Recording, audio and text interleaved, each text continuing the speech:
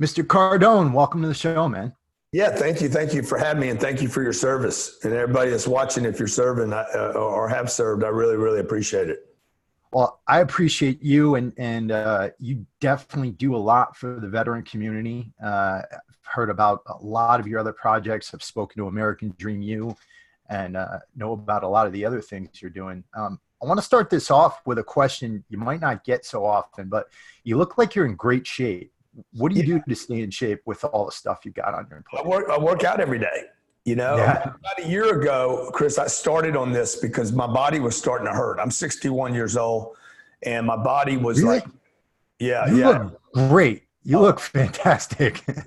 Thank you. So I started going to a physical therapist. I was having all kinds of problems: knees, ankles, shoulders, rotor cuffs, like. And everybody kept telling me, "Oh, it's this and it's that," and then I'd go to the PT and they do the electrodes and the needles and um, the cups and everything, right? But when I left there after an hour, I'm like, they're doing stuff to me. I'm not doing anything, Right. and so it was a little bit of a crutch that I was going there expecting they're going to cure me.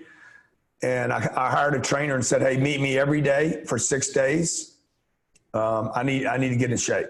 And I made a commitment about 13 months ago, getting the best shape of my life, and I have. I'm really proud of it. In there every day, I bet you I haven't missed. I'll bet you I haven't missed 9 or 10 days in a year in 365 days. Wow. And you're hitting weights, doing cardio, all of it, or Yeah, like I did 40 minutes of cardio this morning, 20 minutes of back. And then I'll do some ab work. I'm actually seeing my abs for this first time in my whole life. well, you're in Miami, man. That's important. Well, no, I don't do all that. I don't do that. You know what is important more than looking good at the beach is it's knowing I'm taking, regardless of how I look, Mhm. just to know that, hey, I'm taking care of myself, Yeah, because I absolutely. wasn't I wasn't before. And obviously to have the energy to do all the things that you do. I mean, Yeah. no matter where I see you, no matter what you're doing, you're constantly bringing your A game to everything. Yeah. Well, thank you, man. Not always, but I appreciate you saying that. Well, I want to talk a little bit about your background. A lot of people don't know this, but when you were younger, you had an extreme drug problem, Yeah. uh, and you were in a situation where your mother pretty much disowned you, told Mhm. you to get out of her house. Can you talk to us a little bit about that and how you ended up getting into that situation? Yeah. So I got into it because I didn't have anything to do. I was bored, Mhm. and I was going to schools that I didn't, I wasn't, it wasn't, I didn't want to be there. So I'm bored. I didn't have any direction, had no mentors, didn't have any, uh, guidance. My dad died when I was 10, so there wasn't a man in my life. I think not having a man, not having a father, a guide, a mentor was part of it. But a lot of boredom. I was just bored, man.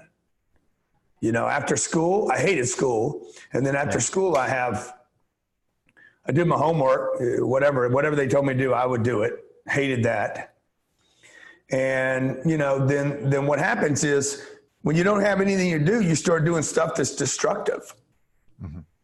It doesn't have to be drugs. It could just be wasting time watching TV, looking at porn, um, doing nothing. Doing nothing is destructive. Yeah. Thinking too much without doing is destructive. Now, when your buddy's like, "Hey, man, try this, man, or try that, or look at what this will do to you," and the next thing you know, I'm doing stuff. Now I'm actually doing stuff I don't feel good about. Like, um, so I smoked weed when I was 16. By the time I was 17, within a year, I was using every kind of drug there was every day. Wow. It And filled up this boredom.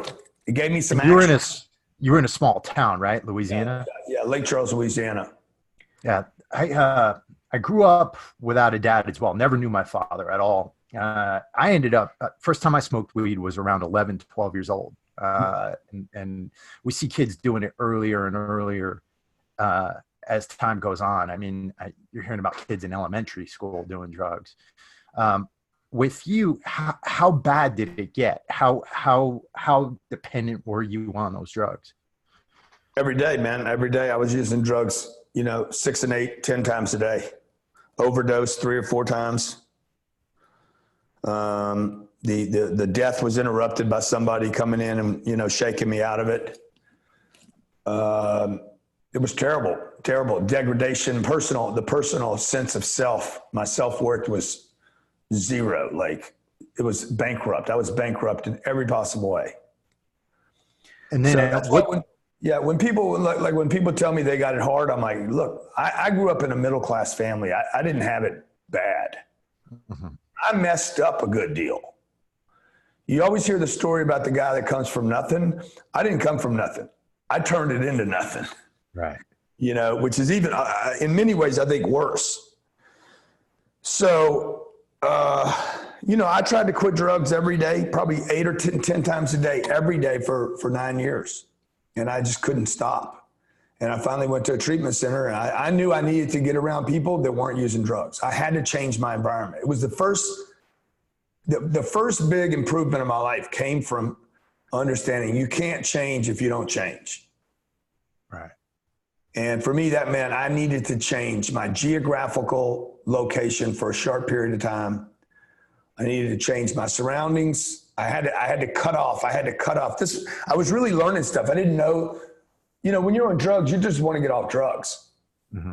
And then I'm not thinking about getting rich. I'm not thinking about owning a company, building a brand, writing books, owning $1 billion worth of real estate. There was none of that hopeful, great stuff was there yet.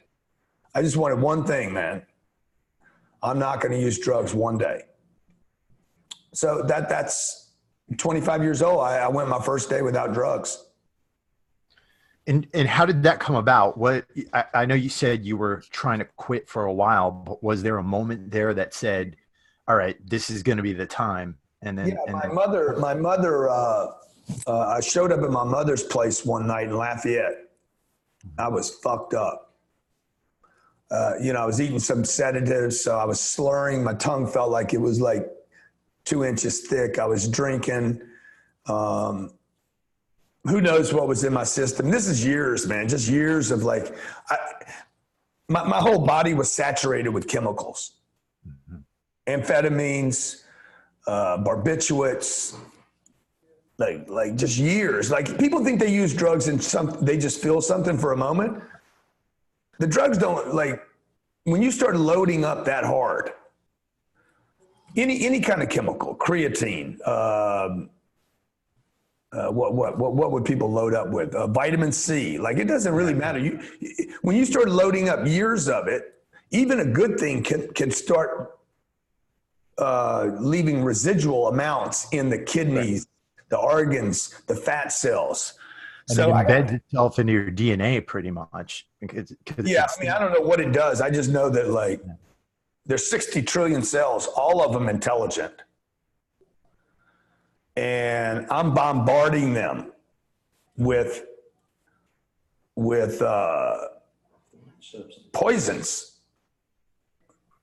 And so anyway, one night I show up at my mom's place, and I can't even talk, dude. I'm dribbling shit. Nobody would even know. I weighed 35 pounds, Chris. That's 35 pounds less than I weigh right now. Wow. I mean, I had 30% less body weight. Hey, I had nothing to blame. I didn't serve in a war. I didn't have PTSD. I didn't have. It was just me being a junkie. Yeah. And so my mom said, "Don't come back here anymore." She finally drew the line in the sand. Don't come back here anymore. You're not welcomed here. You're not welcome in my house until you clean up. And so a week later, I was in a treatment center for drug addiction. Yeah. And so at that point, you get through that treatment center and you're at 25 years old. At some point between the age of 25 and 30, you were able to make your first million. I think I banked $1 million somewhere around 31 or 32 years old. I remember where I was. I was in La Jolla, California. So I had to be 31 because I went Lake Charles, Houston, lived in Houston for 5 or 6 years, then to La Jolla. And I remember I was in my office in La Jolla. I was still officing out of my home. And I totaled my accounts up. It was like 4:30 in the morning. I'm totaling up my accounts. I'm preparing to call the East Coast. I'm in California, and I'd wake up at 4:30 so I could call the West Coast at 8:30 in the morning. And I totaled up my accounts. I'm like, I got $1.1 million, man. Shit. You know? And I was like, dang, and I was terrified. It was not a joyous moment for me. Really? No, I was scared, man. I'm like, what do I do with this money now? You don't want to get it and blow it. Yeah. We've all heard the stories about the people. Tremendous responsibility once you get a little bit of money. Mm-hmm. And same thing with recovery, right? Same thing with getting off of drugs. You don't want to get off because everybody's saying, let's see how long he lasts. It's kind of like when people get married. You know, half the people at a wedding are saying, I doubt it. Yeah. Okay, let's see how long this one lasts. You know, there's always people like actually pulling against you. Not unfairly either. Mm-hmm. 72% of the NFL and NBA blow their money. They're bankrupt in 24 months. 60% of marriages don't work. And, you know, probably 50 or 60% of drug addicts go back and use drugs again. Like 70 or 80% of people that go to prison go back to prison. So it's not unfair. It's not like people are hating on me. Oh, watch, he's going to go back and use drugs again. And so I'm saying the same thing to myself. I'm a realist, right? Oh, I got this $1 million. Okay, what's going to happen? I've always waited for the next shoe to drop. Right. And maybe that started with my dad dying. You know, like my dad died when I was 10. So I'm like, oh shit, man, everybody around me is going to die. Then my older brother died when he was 25. My dad was 52. My older brother was 25. I was 20. He dies. I'm like, oh, some people are going to just die. I'm going to die. So the realism of life, you know, of failing, of getting somewhere and then having it all taken away from you has always been extremely real to me. That's probably propelled me to this kind of 10X mentality. So when you moved out to California. That's something I did too, just to get away from where I came from, to get away from my hometown. You have this new beginning, and you're adding up your accounts one day, and you just see you had $1 million there. How did that happen? I know you were in car dealing, right? Yeah, no, I was I was going around the country. When I got out of the treatment center, I sold cars. I hated it. At 30 years old, I learned how to sell cars and loved it, and got so good at it that I started teaching car dealers how to sell cars around the country. Gotcha. And so I was traveling around the country between 29 and 31 years old, teaching car dealers how to sell automobiles. First 3 years, I made less money than, let's see, somewhere, I think the first 2 years, 29, 30, 31, I made less money than I made selling cars. And then at 31, dude, I finally figured out the formula. Gotcha. How to call on these car dealers and get them to pay me money. Somewhere around 31, I had accumulated that million one. So I was out knocking on businesses, cold calling on businesses around the country. And all I was doing every day, Chris, was working. I would work. I'd call on these businesses. 80% of them would kick me out of their company. 20% of them would buy from me. And I would take all the money from that event and I'd throw it in the bank. I spent no money on weekends. I'll bet you I saved $1 million not doing drugs. Okay. Not to mention that I could actually go produce now, but I was using a lot of drugs every day. And when you use drugs, then you do stupid shit. Mm-hmm. Wreck cars, get in fights, like all kind of stuff happens. So I didn't have any of that going on. Between 25 and 31, I had 6 or 7 years where my buddies are going out on weekends, Fridays and Saturdays, you know, getting loaded. I couldn't afford to go get loaded because I couldn't afford to go have a couple of drinks. if I had a couple of scotches, there was a good chance, man, that I'd end up, I was worried about the element grabbing me again. Mm-hmm. So I'm not hanging out with strippers. I'm not spending money on prostitutes. All the things that come with drugs. I'm not gambling. What am I doing on Saturdays and Sundays? I'm freaking working. Working your butt off. Yeah. So I'm either out on the road working. Hey, my name's Grant Cardone, learning how to pitch myself. Or I'm in some kind of 12-step program telling somebody, hey, I made it another day, you can too.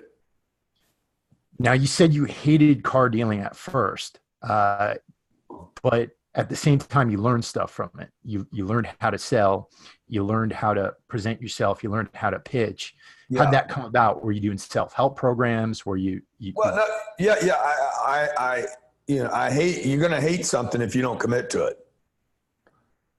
So if you're not committed, you're going to hate it because you're going to be terrible at it. Doesn't matter what it is. It could be the fanciest job in the world. If you hate it, I mean, if you're no good at it and you're not committed to it, you're not going to love it. Mm-hmm. So, I have people like, oh my God, I'd love to be able to travel the world the way you do. I hate traveling. So, until I hate traveling because I hated what I had to go through to do it. Right.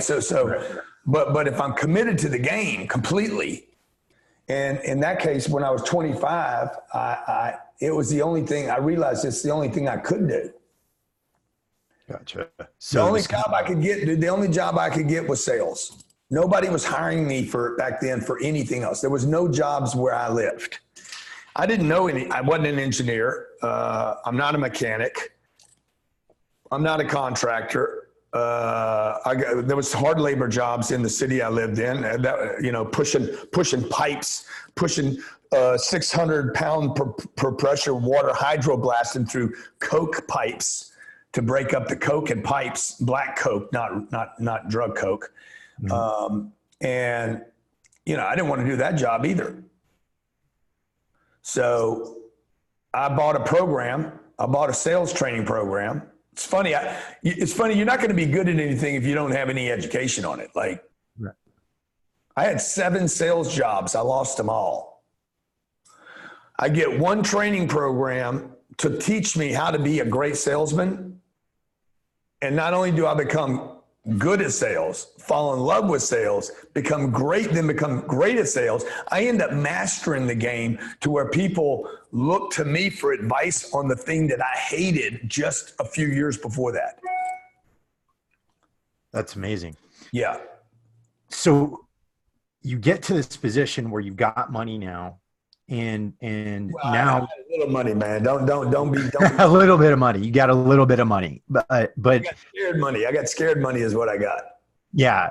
And you got yourself through this transition. Now, the big thing is, and as you know, our audience out there, lots of veterans, right? So we've got a lot of combat veterans from the U.S. Marine Corps, U.S. Army.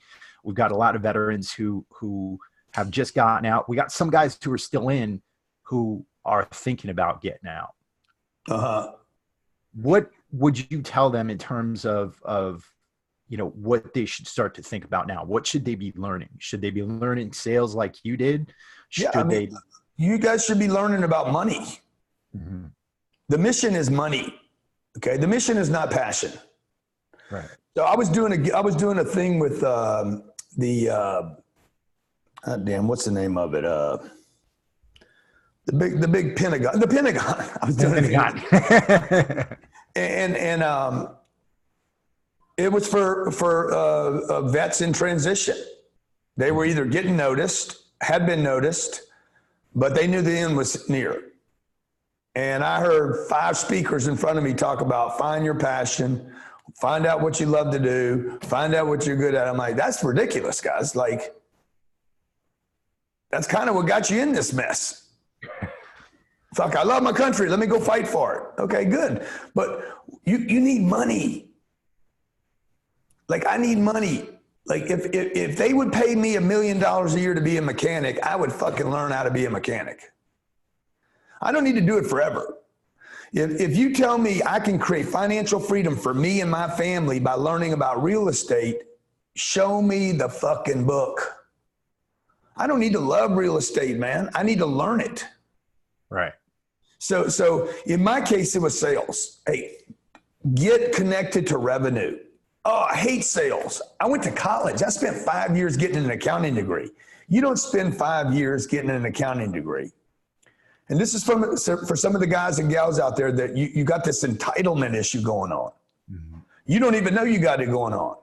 But you're like, I'm better than that. I'm better. I'm a corporal. I was a corporal in the Marines, and I'm better than being a salesman at some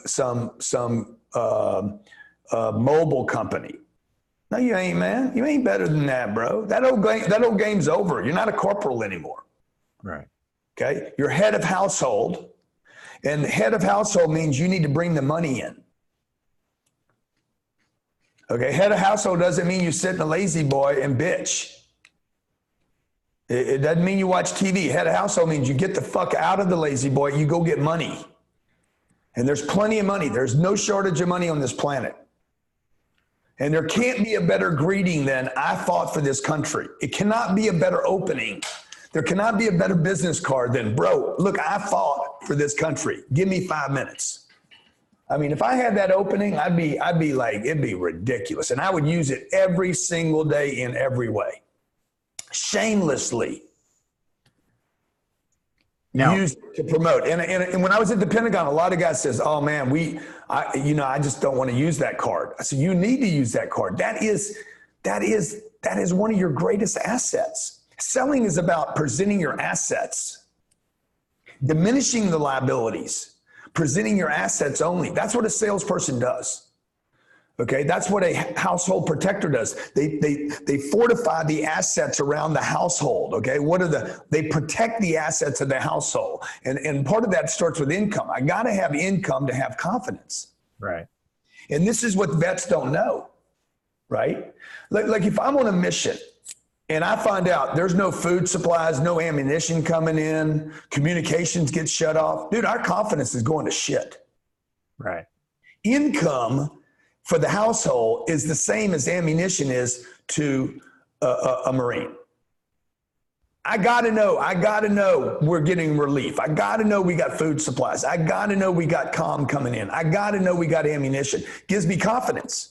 Dude, we got troops coming in behind us, right? Oh my God, we can fight for another 30 minutes. And income for the household does the same thing because it gives me confidence. The more income I can have coming in, right, that I'm responsible for, that I can run that line between me and my family and the economy, and I can go out into the economy and I can pull money in today. Like, gives me tremendous confidence. We live in this kind of crazy time and place where people could start a business now with less than they've ever had before, right? Mm-hmm. And you see, you've been taking advantage of a lot of social media. You're huge on social media right now, but we see a lot of people just trying to start businesses on social media without products, without services. How do you move to the point to where you're gonna be creating a product, you're gonna be putting a product out there that's gonna bring money in? And what mistakes do you see a lot of these entrepreneurs making in this kind of new age?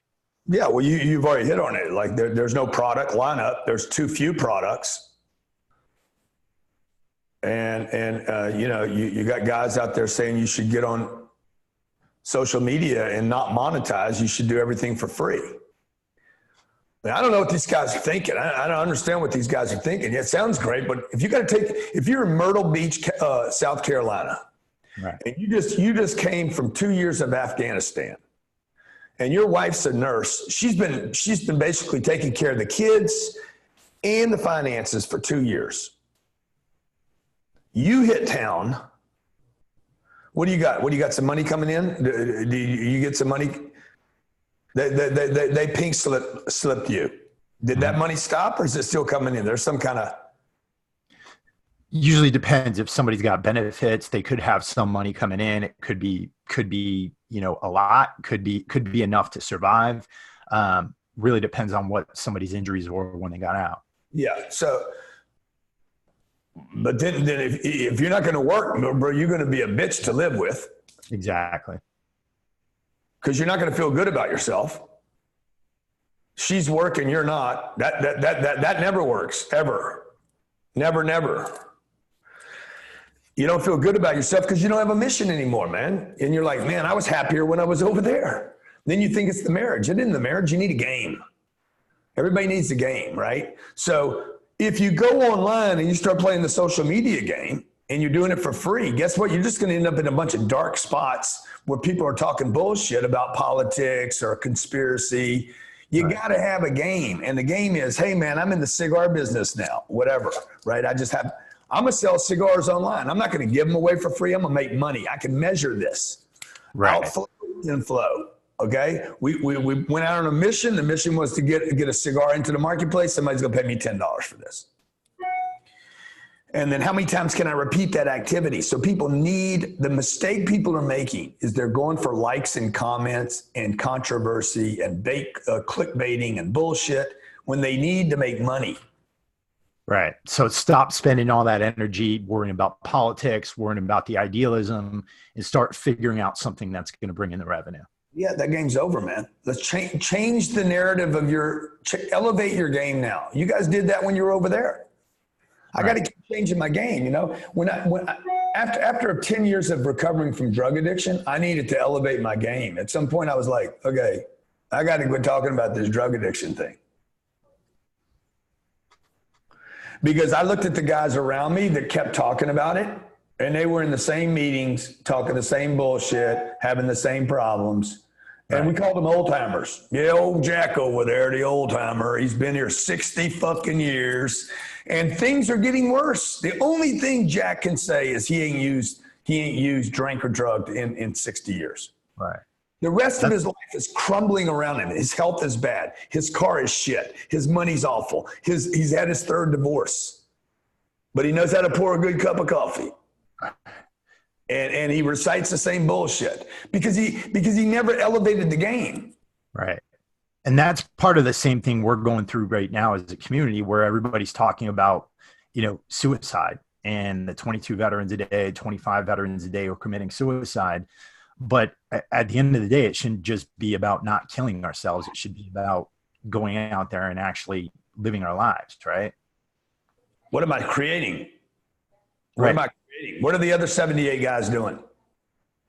What are they doing? Okay. Look, my belief is that people are going to kill themselves when they don't have something to do. Right. I don't have something to do. I'm going to kill myself. The suicide rate goes down when those guys go back to war. You don't have 22 out of 100 people killing themselves in battle.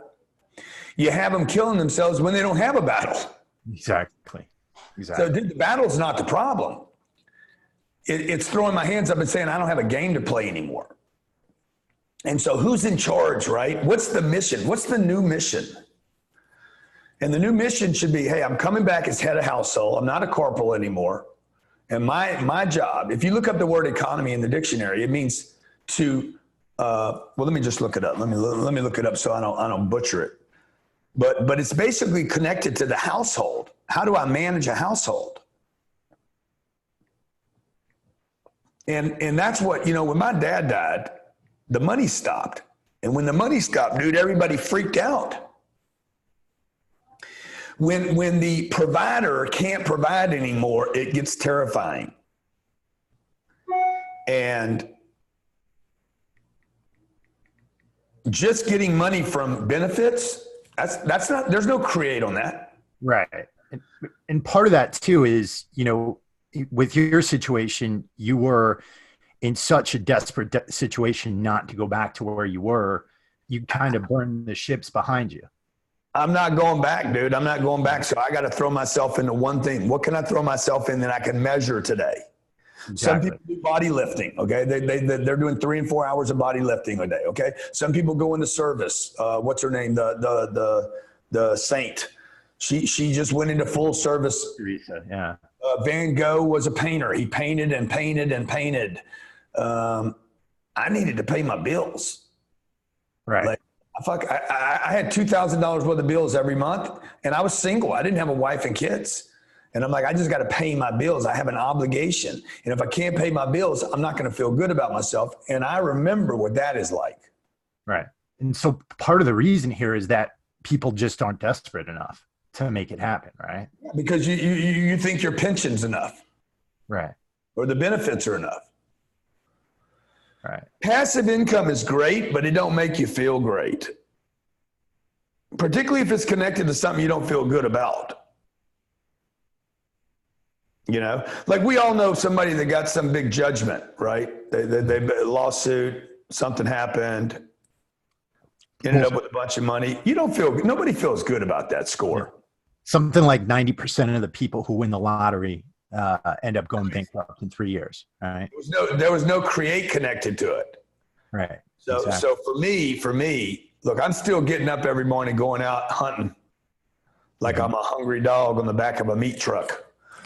Like I'm as hungry today. You wouldn't know the difference between 61-year-old Grant. I can't spend the money I have today. Like I could lose $1 million today. I wouldn't even know there was anything that happened.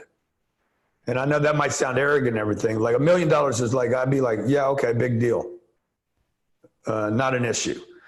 So I could do that. I could do that probably a couple of times a week. Because I kept my head down. Okay.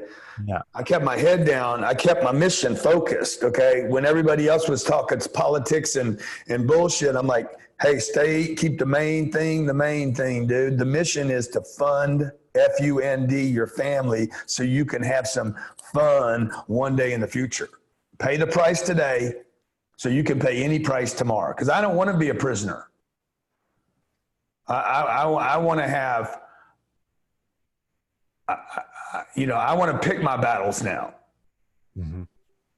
And I want to go wherever the hell I want to go. That's what America's about. Freedom. It don't mean I got to stay here. It means I get to exercise my freedom. And you cannot do that without money. It is impossible. You don't have resources, you can't be free. You say that, and I've heard you say this before, it's not about saving, right? It's not about saving your money. It's what you do with your money. Do you think it's a mistake for somebody to just save all their money in a retirement account or an investment account or something like that? Totally it is. It is because why are you saving money? Because you're trying to exit the game. Why do you save your ammunition? Because you know you got a shortage of it. If you know you got plenty coming, you're not going to save it. So you see the shortage, I'm going to save my money. I'm going to set up for a 401k, or I'm going to set up an IRA. I'm going to set up for retirement. I'm going to save for a rainy day. These are all ideas about how to exit the game, not be in the game. Wealthy people do not save their money. Your neighbor saves their money.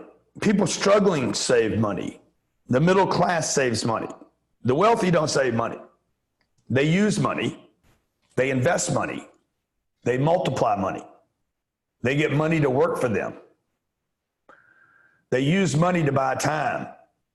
I mean, the thinking's completely different. And so, you've gotten yourself into real estate. You said you own over $1 billion worth of real estate. How did that come about? I know you said you've never been licensed. You just went out there and you started looking, right? Best game in the world, man. Just the best game in the world. You like it is the safest, most conservative, dependable, proven, longest proven vehicle on the planet is real estate. It's been around way longer than the stock market. If I can invest in real estate that pays me every month in good locations that I can keep through all cycles, in the future, it'll probably be worth more money than it is today. And it paid me while I waited. I'm not talking about a house. Right. I'm not talking about where I live. That's not the kind of real estate I'm talking about. I'm talking about out this door, I don't know if you can see this out this window. Let me see. See the parking lot, yeah. Yeah, let me see. But anyway, it looks like a parking lot, but across the street is apartment buildings. There's 256 apartments over there. Those people pay $1,800 a month. And, you know, if I could buy that piece of real estate and make out of that $1,800 a month, if I could make $100 a month, every month out of that rent, cash flow, free after debt and maintenance, that's the kind of real estate I'm talking about. Right. And so, I mean, best game in the world, man.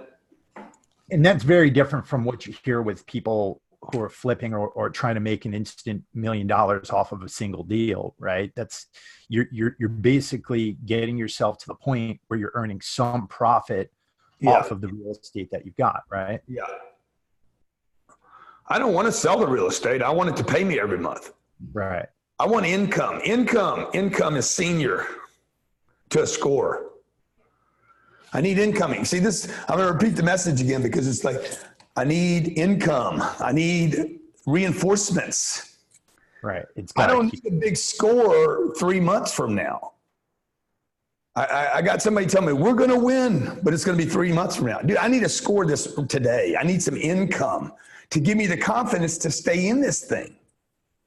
And so this kind of real estate, when I invest in a piece of real estate, first of all, I take money.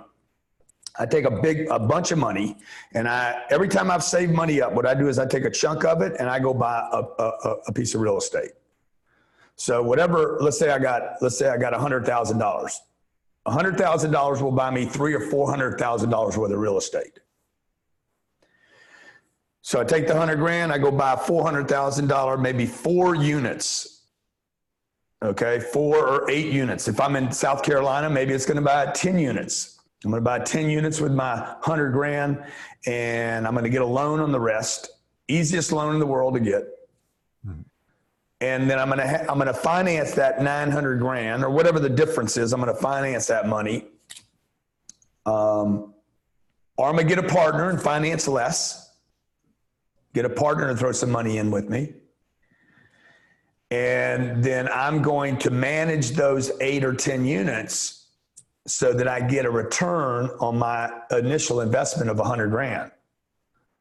You know, it'd be nice to make $1,000 a month off that. Regardless of the economy, regardless of what happens, including bed bugs and termites and toilets going bad, and I got to replace the roof and I got to paint it. This is a perfect job for guys coming out. Right. You know, and so I make $1,000 a month. And what I do is if I can really take care of the property, then maybe I can improve the rents by another $100. And so now I'm not making $1,000 a month. I'm making $1,100 a month, but my investment's doing the work. That's the game, man. Now, if I go on YouTube and I search how to make money, how to build the business, how to do this, how to do that, I'm going to be filled with hundreds of videos on how to do it, right? Yeah. It seems like there's several thousand people out there right now trying to teach people how to make money. How do you choose who to listen to, and should you be listening to everybody? Yeah, no, you know, you got to put a filter on. You got to put filters on. Like, the only thing worse than one bad general is 2 good ones. Yeah. You know, it's why our country's failing right now. Nobody makes decisions on anything. Nobody can make a decision. A lot of great ideas running around. You go to Singapore, dude, there's no gum on the streets. Like, there's no graffiti anywhere. You use heroin in Singapore, they'll kill you the same day. Mm-hmm. Like, because there's a leader. There's a guy making a decision. Now that works as long as the guy's making good decisions. But in this country, nobody can make a decision because we got Congress, we got Senate, we got, you know.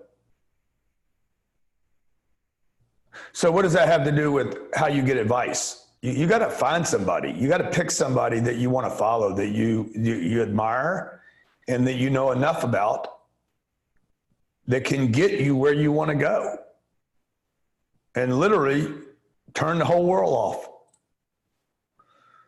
Like I don't study 15 different people. I study one person 15 different ways. So I pick somebody that I really admire, somebody that has more attributes that I want than deficits. They don't need to be perfect. They've done something I don't know about, and then I'm gonna rather than studying 15 how-tos, I'm gonna take Warren Buffett and say, I want to read 15 different articles from Warren to understand actually what he's doing. So you stick with one mentor rather than trying to go for like 5, 10, 15 different mentors. You got to find one, right? Bruce Lee said, hey man, I do not fear the man with 500 moves or 500 kicks. I fear the man that practices one kick 500 times. Awesome. Now you've got, want to talk a little bit about your own programming. Like you said, you've gone out there, you've done a lot of volunteering with American Dream U. You also have Cardone University, and you have a lot of free content out there. Yeah. I think that's CardoneUniversity.com/vets. Let me just check it out. Let me just see if that's still hot. That's available for vets for free. I don't need anything from you. I appreciate your service. Again, see, we didn't go to the Pentagon and try to offer this because I know they're not going to take it. Right. It's so much bullshit you got to go through to get anything to happen. I'm like, fuck it. I don't need you guys. I'll just tell everybody. Let me see. That's actually not working. CardoneUniversity.com.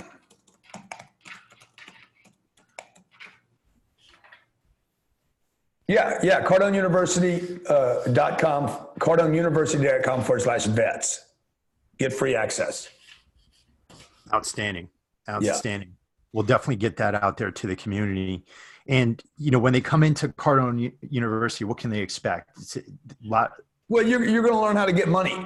You're going to learn how to learn. You're going to learn how to, it teaches people how to go make contact with a prospect or an enemy, right, and convince them to come to your side and support your mission. One last question I want to ask you here. Let's say something happened and you were brought back to, let's say you had $1,000 in your bank account. Yeah. What's the first thing you would do? First thing I would do is I would define the target. I would be like, okay, what's my new target here? Got to get over my losses here. I got to get over the fact that I've had a few losses. And I'm like, okay, I got $1,000. I'm getting ready to do a show where they're going to give me $100, mm-hmm. and I'm going to go into a city in 90 days and start all over. Really? TV show, yeah. That's awesome. Yeah, and they're like, what are you going to do with your kids? I'm like, I'm bringing my kids with me, man. And they're like, oh wow, the last guy didn't do that. He left the kids at home. I said, well, that ain't fair. Half of America's got to drag their little freeloading kids with them. I got to feed my kids on $100. Mm-hmm. So, it's all easy if you're like, oh, it's just me by myself, but it's not me by myself. I got 2 kids and a wife. I'm going to bring them. This is what I would do. If I was down to $1,000, I'd be like, what do I need today to feed my kids? Number 1. Number 2, who will pay me to feed my kids? 3, what do they want? So 1, what's the target? 2, who will help me? I need to go reach somebody else. I can't sit in my lazy boy. It's not going to change in my environment. There's no money here. Right. Right. The environment got sucked out. So the solution's not here. The solution is 1, what's the target? 2, who's got my money? Who's got my money to feed my kids? 3, what do I need to give them for them to exchange with me? Outstanding. It just comes and down I'll be back in no time, dog. I'll be back in no time. And then just keep it on the target, focusing on it. And just keep repeating that over and over and over again. And stay away from all the deadbeats and the bullshit. Stay away from the guys not doing anything. Stay away from the moaning, the groaning, the bitching, the complaining, the conspiracy bullshit. Even if it is a conspiracy, it ain't going to pay you, man. Right. Very few people make money on these conspiracies except for the guys throwing them around. Right. And it's not worth, putting so much mind to politicians when most of them If wouldn't. you're gonna play the game, make sure you make some money with it. Yeah, exactly. Instead of like worrying about people who wouldn't piss on you if you were on fire, right? Yeah. Exactly. Well, sir, number one, I want to thank you so much for coming on here. Thank you, man. Thank you, man. Appreciate it. Do anything for you guys. Definitely, and I want to definitely acknowledge you for everything you do. You've been a major supporter of the veteran community from the beginning. Where are you headed? What does the next 5 years look like for you? I don't know, man. I don't know. Probably my wife says it's going to be better than it was. So she keeps telling me, oh my God, great things are going to happen to us. I said, when? Shit, I'm ready. Just constantly. So we just keep looking for the next hill. Just keep looking for the next mission, you know? I don't want to keep running the same operation I've been running. You know, everybody needs to elevate the game. Right. And so, you know, when I came out of that treatment center, I needed to elevate the game that much. Don't use today and go improve your situation just a little bit. And then I did that enough times to say, okay, now I can improve it a little bit more. Oh, I can go learn something new now after a couple years of it. If people would just understand one thing that I know for sure. If you don't quit, you cannot fail. If I just keep showing up every day, if I refuse to quit, if I'm committed to figuring it out and I don't quit and I keep getting up every day, I'm going to make it sooner or later. And so will you. That's a great place to end off. Mr. Cardone, thank you so much for coming on. And to everybody out there, take note of this advice and get out there and live your best lives while you can. I'm going to put that website there for you too. Okay. Outstanding. Be great, pal. You too.